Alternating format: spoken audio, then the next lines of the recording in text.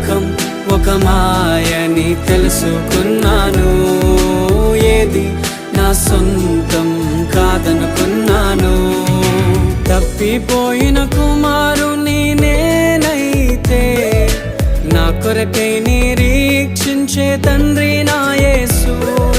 తప్పిపోయిన కుమారుని నేనైతే నా కొరకై నిరీక్షించే తండ్రి నా యేసు.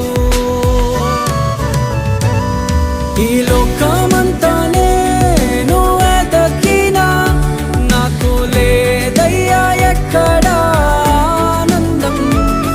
నీ సన్నిధిలో ఒక్క క్షణం